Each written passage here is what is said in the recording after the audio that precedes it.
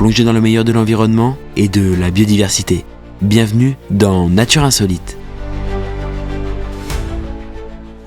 Bonjour à toutes et à tous et bienvenue dans cette nouvelle édition de Nature Insolite. Je suis très heureux de vous retrouver pour une toute nouvelle édition et l'épisode 2 de notre saison sur les pollinisateurs.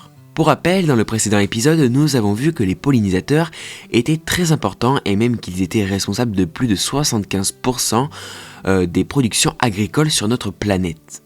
Cependant, nous ne les connaissons pas tous et heureusement car il y en a beaucoup trop, des milliers. De nos temps, on voit chaque jour, même si l'on s'en rend pas forcément compte, la population des pollinisateurs plus ou moins décliner et c'est quelque chose de très inquiétant, je vous explique juste après. Dans cet épisode, je vais vous parler des pollinisateurs moins connus que d'autres, ceux que l'on ne voit pas tous les jours. Et pour finir, j'aborderai le moucheron du cacao, un soi-disant essentiel mais pour autant très peu connu. Je ne vous en dis pas plus afin de garder au maximum le suspense. Il y a maintenant 140 millions d'années, la planète Terre assistait juste à peine à la naissance de certains et nombreux pollinisateurs. Après cela, les toutes petites surfaces de plantes à fleurs ont commencé à se diversifier assez rapidement jusqu'à dominer la plupart des habitats terrestres. Un point très important à aborder est que les pollinisateurs contribuent énormément, mais je dis bien énormément, à l'alimentation de l'humanité.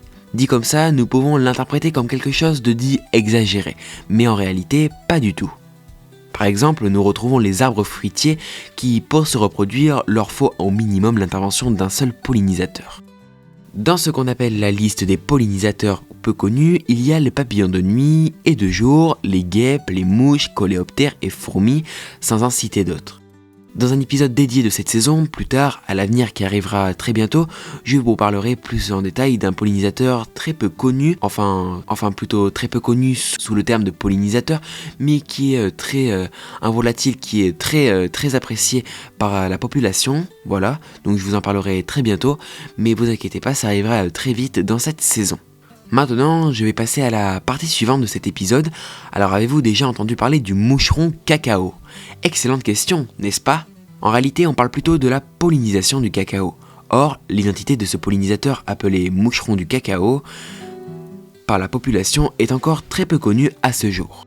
L'importance des pollinisateurs pour les récoltes et les cultures est ce qu'on appelle la sécurité alimentaire mondiale. Il est évident que sans eux, il serait impossible pour l'être humain de survivre. Revenons à notre pollinisation du cacao. Ces pollinisateurs locaux n'ont pas tous été identifiés et c'est d'ailleurs pour cela que je vous en parle pas plus que ça, étant un sujet beaucoup trop flou. Je ne sais pas si vous le saviez, mais une équipe de recherche interne basée en Indonésie a récemment découvert que les fourmis et mouches semblent avoir un rôle crucial à jouer parmi la pollinisation. C'est après cette déduction qu'ils ont donc conclu que les aménagements paysagers, les paysages et la biodiversité agroforestière, comme par exemple les litières de feuilles, pourriture de troncs d'arbres, végétation qui fait de l'ombre, sont des éléments cruciaux pour faire évoluer constamment ces populations. C'est donc après tout cela que l'équipe de recherche précédemment citée décide de mettre en place un test sur les arbres à cacao dans l'objectif de connaître le vrai visage de son principal pollinisateur. Ils mettent en place un système qui consiste à entourer les arbres d'une sorte de colle naturelle où les insectes s'y colleront. C'est donc après de nombreuses semaines qui relèvent les résultats. La fourmi en réalité serait le principal pollinisateur de la fleur de cacao. Ce serait l'espèce la plus courante, je vous explique cela dès maintenant. Cela permet également de mettre en évidence le grand potentiel et le côté pollinisateur de la fourmi que peut-être vous aussi n'aurez pas découvert avant d'écouter cet épisode. Après, le doute reste quand même là. Les scientifiques à l'origine de ces recherches précisent que soit elles transportent tout simplement le pollen d'un point à l'autre, soit elles perturbent les déplacements d'autres pollinisateurs qui donc ont tendance à plutôt se diriger vers les cacaotiers. Bref, la pollinisation de ces arbres à cacao est plutôt grâce à la biodiversité locale et aussi à la protection des systèmes naturels agroforestiers. Et pour ce qui est du fameux moucheron de cacao, le doute reste encore là et à découvrir, à voir ce que la science nous réserve. Et pour ce qui est du fameux moucheron du cacao, le doute reste encore là et à découvrir. À voir ce que la science nous réserve. Je vous remercie de m'avoir suivi sur cette édition.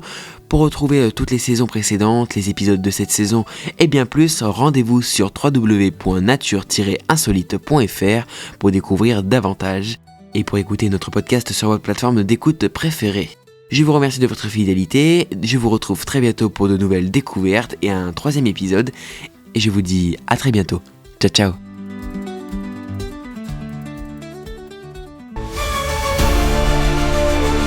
Merci d'avoir suivi Nature Insolite sur Cristal FM. Pour retrouver l'intégralité de l'émission en replay, rendez-vous sur www.nature-insolite.fr. À très bientôt pour de nouvelles découvertes.